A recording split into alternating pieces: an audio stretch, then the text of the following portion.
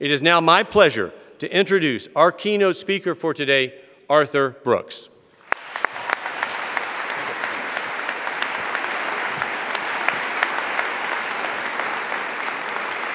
Thank you. Thank you so very much, President Minnis, and thank you to all of you, to the Board of Directors of Benedictine College, the faculty and staff, and especially the students, and most especially those of you in beanies. I am delighted to be with you. That's a lot of beanies. And I'm so happy for all of you, looking forward to the next 4 years of what you can expect. Thank you so much to Benedictine College for selecting my book, Build the Life You Want, as something for an all-school read. That's what I write about, which is the science of human happiness. And that's what I want to bring you a little bit of today. When people ask me what I do for a living, I tell them I teach at the Harvard Business School, and they suppose that I must teach something that sounds business-like, finance, accounting, management.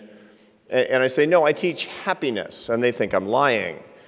That doesn't sound like a business-like topic, but it is. Why? Because the real business of life is about being the best person that you can be. And what you want to accumulate is not money or power or the fortune of the earth. It's love and happiness grounded in your Catholic faith. And that's what I teach. That's what I write about.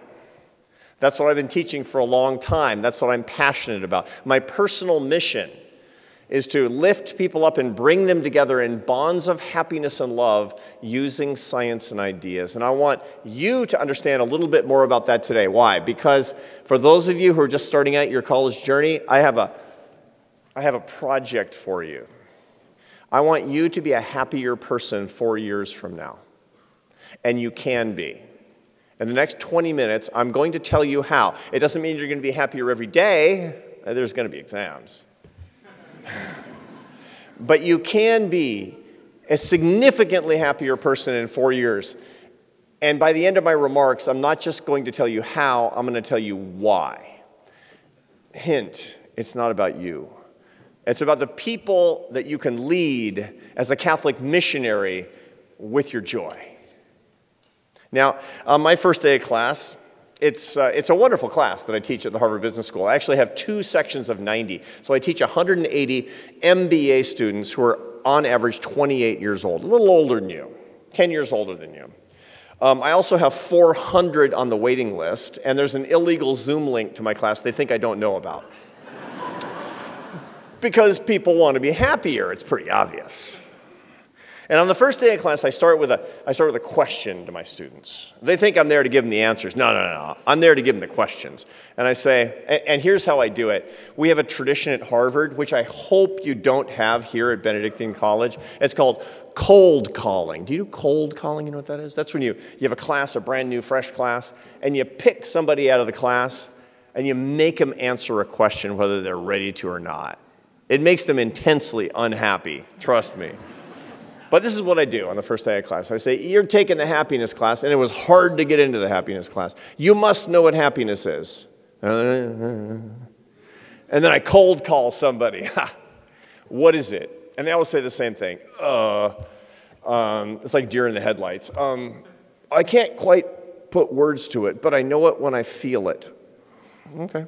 And the next person always says something like, it's how I feel when I'm with the people that I love. Or it's the feeling I get when I'm doing what I truly enjoy. And I say, that's beautiful, that's poetic. That's wrong. And that's good news. Here's the big piece of news for my students and the big piece of news for all of us. Happiness isn't a feeling. Now that's good news because a lot of people go through life hoping that they'll feel happy tomorrow. There's hope that happiness will come and sit on your shoulder like a butterfly. And if it doesn't, well, try again tomorrow. Hope for the best. You don't have to live that way. Happiness is not a feeling any more than the smell of your turkey is your Thanksgiving dinner. The smell of the turkey is evidence of dinner. The feeling is evidence of happiness. Happiness is something tangible, something real, something you can get better at and understand. That's what I want to talk about. And then I want to give you the strategy for getting better at it and sharing. Now, the right definition of happiness, well, by the way, the right definition of your Thanksgiving dinner, given the fact that it's not the smell, well, it could be a list of ingredients or dishes, but if you're a scientist like me, you'd say Thanksgiving dinner is like all food. It's a combination of protein, carbohydrates, and fat. That's a list of macronutrients. And I use that as an example because that's the same idea behind happiness. Happiness has 3 macronutrients. These are the things that you need to be paying attention to and get good at. Okay? Here's your strategy. You need to be better at enjoyment, satisfaction, and meaning. Those are the 3 parts of human happiness. And none of you is good at all 3. That's another piece of good news, by the way. Because what it means is you can't be perfectly happy. You wouldn't want to be perfectly happy. That would mean you don't have negative emotions and experiences, which means you're dead. Now, which, by the way, as Christian people, we believe that will bring true happiness, unremitting happiness, permanent happiness, but we're not ready for it yet. On earth, there are negative emotions and experiences. What you can be is not perfectly happy. You can be happier, and you get it by pursuing enjoyment, satisfaction, and meaning. So let me define them, and then let me give you a strategy, your project for the next 4 years, the thing to really focus on as you go through your classes and your life, and you spend your time, and you make your friends. Okay, now, let's start with enjoyment. Everybody thinks they know what it is, but they don't. People mistake enjoyment for pleasure, and that's one of the big problems in our world today, is this confusion. Pleasure is an animal phenomenon. It starts in a part of the brain called the limbic system. That's a console of tissue that was developed, it was evolved between 2 and 40 million years ago. You have it in common with all of the mammals. This is where you produce your feelings. So when my students say, when anybody says, I want to have more good feelings and fewer bad feelings, I say, wrong, there's no such thing as bad feelings. You have emotions that are produced by your limbic system, and it's just a bunch of information about what's going on around you. When you sense that there's a threat, you have negative emotions, and that's your alert, that's your alarm, that you should avoid those things. That's all it is. It's nothing to be especially depressed about. On the contrary, it means your brain is working the way it's supposed to. And when you have positive emotions, it means that you have sense that something's an opportunity and you want to approach it. That's great. Don't get too worked up about your emotions, however. And that's all pleasure is it fits into that scheme of limbic activity. That's the reason that people you've met who their life strategy is to feel good all the time, as much pleasure as possible, it never ends well, does it? That road leads to addiction and subjugation. That leads to degradation. Now, I'm not against pleasure. On the contrary, I'm a Catholic. We believe in feeling good too, right? That's not exactly part of the religion, but we're not against things that feel good. We're against the strategy of living only to feel good. See, here's what we want to do. Take pleasure and add 2 things. And then it will become part of happiness. Here are the 2 things. People and memory. Pleasure plus people plus memory, that's enjoyment. Because that's not just this limbic system, that animal thing. Then it moves the experience of these pleasures into the prefrontal cortex, the human part of your brain right behind your forehead. That's where you can manage your pleasures and they don't manage you. And you can remember the experiences so they can continue to enrich your life. Enjoyment is truly part of happiness. So here's the rule over the next 4 years. You want to enjoy your life? Here's the rule. If there's something that gives you pleasure, and we all have our thing that we like more than others, and if it can be addictive, which many things can, even innocent-seeming things like food and the internet. If you're using it alone, you're using it wrong. That's the rule. It's not a perfect rule. There are lots of things that bring pleasure that you can do alone, like saying your prayers and walking in the woods. They're not addictive. This is the way to think about it. To be social, to do things with love, to use your brain, and to manage your pleasures. This will bring more happiness, and that's part 1. Part 2 is satisfaction. Satisfaction is a weird part of human happiness. Here's the definition. Satisfaction is the joy that you get from an accomplishment after struggle. Only humans want to struggle. No other creature wants to struggle. My dog, Chucho, is a good boy, very good boy. But he does not want to suffer for his rewards. He would eat lying down if he could. He's a lazy boy. But you? No. You will not get sweetness from your accomplishments unless they're hard. And the more that you lean into that, the happier person you're going to be. That's what it comes down to. That's why when you were a kid, your parents tried to teach you that lesson. You should delay your gratifications so that when you get your goals, they'll be sweeter. That's what your parents taught you. Here's how they taught you that. You were coming home from a sports game practice, or Little League, whatever your thing was, and you drove past the Dairy Queen, and you started pestering your mom. Hey, Mom, let's stop. Let's get ice cream. We won today. We should get ice cream. And your mom says, no, it's 4:30 in the afternoon. You said, so? And your mom said, it'll spoil your dinner. And you said, so? And then she lied to you, right? Here's what she said. It's not good for you.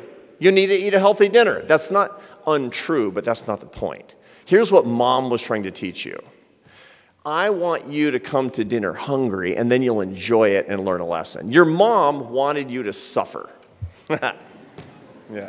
She didn't want to say that, but it's true. She knew that when you learned in your 11-year-old brain that if you were hungry at dinner time, dinner was great, and then you were going to take that lesson and apply it to the rest of your life and go to a really great college in Atchison, Kansas, and you were going to study really hard and do the work and delay your gratifications, and that was going to be sweet, and then the rest of your life was going to be a bunch of goals like that, and that was going to be great too. That's a real mystery, how that works, but it's true. The mystery gets even deeper with satisfaction when you get that thing that you want. When you get that job or that diploma or that raise or that relationship or that house or that car. Because you think that satisfaction will last forever, but of course it doesn't. The Rolling Stones, the great rock band from before my time, as a matter of fact, they're still playing because they're like 100 at this point. Their most famous song is, I can't get no satisfaction, but I try and I try and I try. That's actually wrong. The problem in life is you can't keep no satisfaction, right? That's the curse, the tyranny of happiness, is thinking that when you get these earthly rewards, the money, the power, the pleasure, the fame, the millionth Instagram follower, whatever your thing is, that then you'll enjoy it forever, but of course you don't. And so you run and run and run and run and run and you run for the rest of your life. But I have the solution to that I want you to start thinking about today and for the rest of your life. I've got the loophole for satisfaction that lasts. It's the Catholic loophole. Here's how it works. Your satisfaction is not just about having more of all of it. Your satisfaction is all the things that you have divided by what you want. Haves divided by wants. And so what you need is not just to have more for the rest of your life. It's also to manage what you want in this life. You need not just to have more strategy, you need a want less strategy, which is what the Bible has taught us forever. And by the way, so has every good philosophical and religious tradition all throughout the world. Manage yourself, manage your wants, and your satisfaction will rise. That's number two. Now the biggie, meaning. You can go a long time without enjoyment. You're self-disciplined people. You wouldn't be here if you weren't. You can go a long time without satisfaction. You already know how to delay your gratifications and such. But I defy you to go 10 minutes without understanding the meaning of your life and to be a happy person. And that, my friends, that's the crisis of our time. I've got the data on this. People ask me constantly, why this big explosion of depression and anxiety among young adults? The number one predictor is saying, I don't know the meaning of my life. Why is it now a big problem? Well, because we're using our brains in the wrong way. When you spend all day and all night looking at screens and using technology, you literally push your brain to focus on activity in the left hemisphere. That is the hemisphere that does not deal with questions of meaning. You want to find the meaning of your life? You need to live in the right hemisphere of the brain. And I want to give you the way to do it right now. I mean, to begin with, yeah, put down your phone. Thank you, by the way. I don't see any phones out right now. Ooh, I'm getting a call. Just kidding. So, how do you get to the right side of your brain? Here's one way to do it today. And here's the first thing I want you to do today before you end the day. Ask 2 questions. These are deep questions, complex questions, philosophical questions. You're not going to have immediate answers, but you'll use the part of your brain that you need to discover and understand the meaning of your life. Question number 1. Why am I alive? Why am I alive? Now, it might be who created me, and I think we all kind of agree on that, but it might be for what purpose? Why am I alive? What am I here to do? This is what you get to discover here. Second question is harder. Harder for people your age, easier for people my age. For what would I give my life right now? For what would I die happily right now? The wrong answer is nothing, or I don't know. The right answer, well, that's the path of discovery. What would you give your life for? For those of you who are my age, some of you are here, what else besides your kids and grandkids? What else? There should be something else. I challenge all of us to answer this question. When I see people grappling with those questions, I see a miracle unfold of happiness and meaning. My own sons and daughter have gone through this. My son, my sons are 27 and 25. My daughter's 22. And my 25-year-old son, a couple of you know him here. He went to a Catholic school in Potomac, Maryland called the Heights. It's an Opus Dei school, an excellent school. And he was not a star student. As a matter of fact, we got constant calls from the headmaster of the Heights. His name is Carlos, for those of you who might have met my son, Carlos Brooks. Google him. You'll find all sorts of troubling material. And the headmaster would call and say, Carlos didn't come to exams today. Carlos got a D in math. Carlos might fail history. Carlos is probably not going to graduate with his class. And finally, my wife, she was an optimist. She said, at least we know he's not cheating. And he wasn't even having fun. That was the problem. So before he left high school, I challenged him to answer those 2 questions. I said, son, what are you going to do to answer the questions?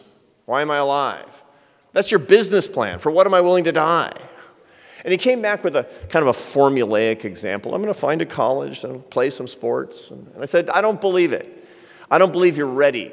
Try again.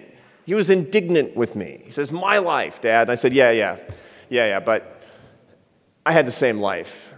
Don't let anybody lie to you. When I was 18 years old, I wasn't ready to go to college. And I went to college, and I did a poor job, and I dropped a bunch of required classes, and I was invited to pursue my excellence outside the college.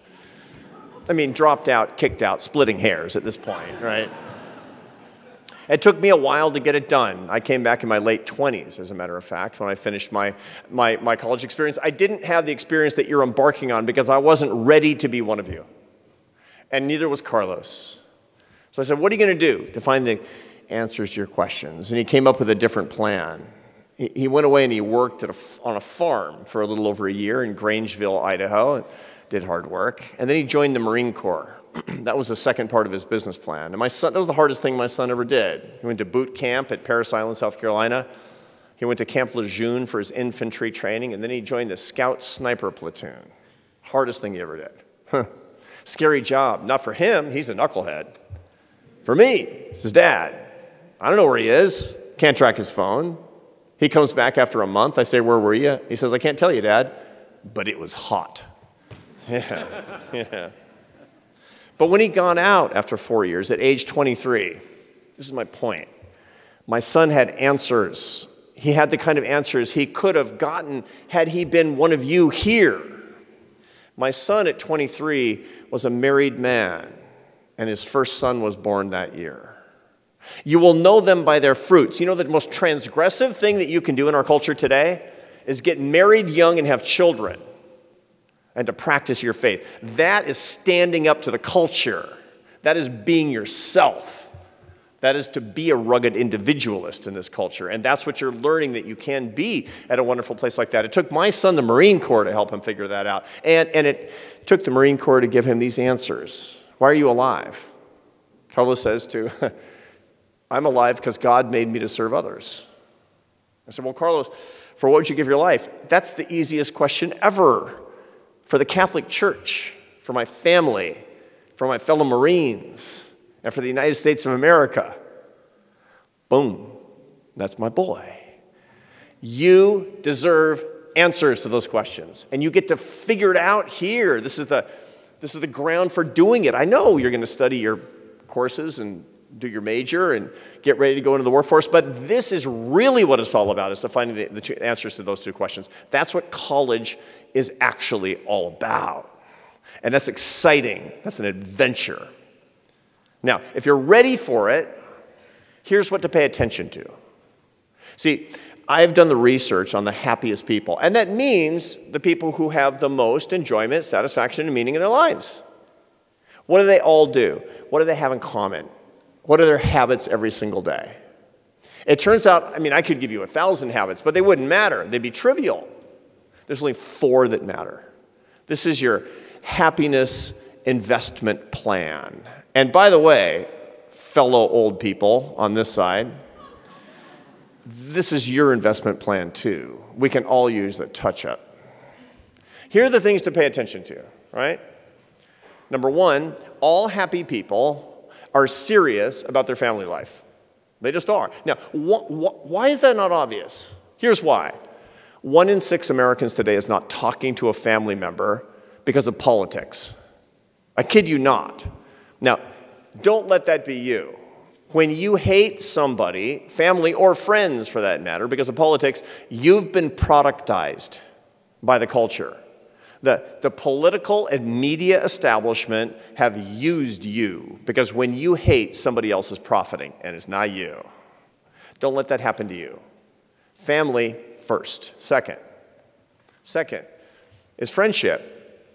One of the saddest things that I see, because I work with CEOs and industrialists and entrepreneurs and successful people all day, they're the loneliest people I've ever met. They're lonely. Not because they don't have people around them, they're not isolated. It's because, and they have a lot of friends. The problem is that they have a lot of deal friends, not that many real friends. And you know the difference between real and deal. By the way, want to know the difference? Deal friends are useful. They're useful people. Real friends are useless. You need useless people, and they're sitting around you right now. They're extremely useless. I don't mean worthless. They're not that. But this is the thing. A lot of people on this side don't have enough useless people in their life. Cultivate your useless friends whom you actually only love, and don't let it get away. That's a big part of the project of getting happier between now and graduation day. Number 3 is your work. Now, there's a lot of ways that work can be described. I'm not one of those people who say it's like going someplace and getting a check. There's a lot of ways to work. Raising a family is work. Going to a job is work. Being a volunteer is work. There's a lot of ways to do it. But what they have in common to bring you joy is simply 2 things. You earn your success by creating value through your merit and hard work and personal responsibility, which you will do here over the next 4 years. And second, and more importantly, you serve other people with your work because people need you. That's what to look for when you're out in the workforce or when you're simply taking care of your family, is earning your success and serving others.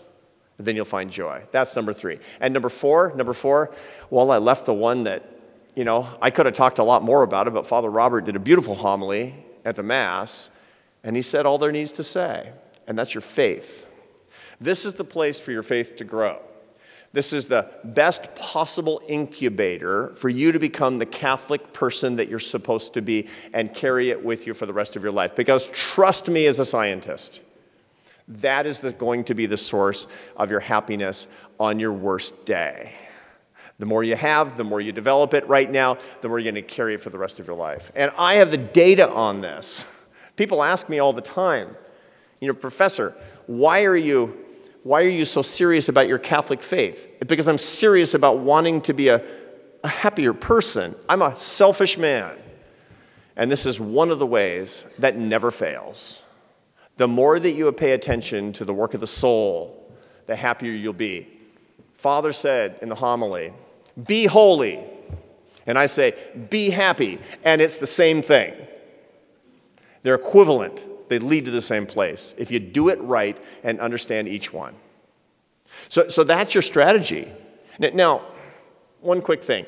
You don't have to remember family, friendship, work, and faith. It's all one thing. It's all love. Love of our Lord, love of your friends, love of your family, and love to everybody in the whole world through the way that you sanctify your ordinary work. You don't know what to do? Love more. That's what it comes down to. And this brings me to my last point. Why? Why? You know, people say, I feel so selfish just thinking about my own happiness. Wrong. Wrong. You're missionaries. And by that, I mean all of you, and me too. But you know what Catholic missionaries do? They don't knock on doors that much. Yeah, I actually have missionaries on both sides of my family, evangelical Christian missionaries on both sides of my family. My grandfather was the head of the mission school for the Navajo Nation in New Mexico, where my father was born. And my grandfather said, you know, he was a funny guy. And my grandfather said, you know words that no human has ever spoken? I said, no, Grandpa, what? And he said, good news, there's missionaries on the porch. Right? Pretend we're not home. Yeah. And that's why we do it differently. We're service missionaries. We teach people. We heal people. But do you know the real apostolate of the mission that's your life? It's when people just want to follow you because there's something about you. They just want to follow you. And what are they going to follow? Political anger? Nope. Nope, they're not going to follow that. They're going to, insults? Lots of time in the internet? None of that. What are they going to follow? They're going to follow your happiness because they're going to want that. That's what people find magnetic. Do you want to be a Catholic missionary? I hope so. Me too. You have an obligation to work on your happiness so that you will magnetize yourself and the world will follow you. Where will they follow you? They'll follow you toward faith, family, friends, and work, and they will get happier. And just what? And guess what else?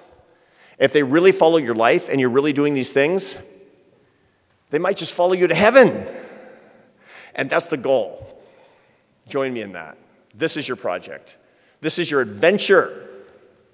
This is the privilege of studying for the next 4 years at Benedictine College. And I am privileged to start it off with you today. God bless you and thank you.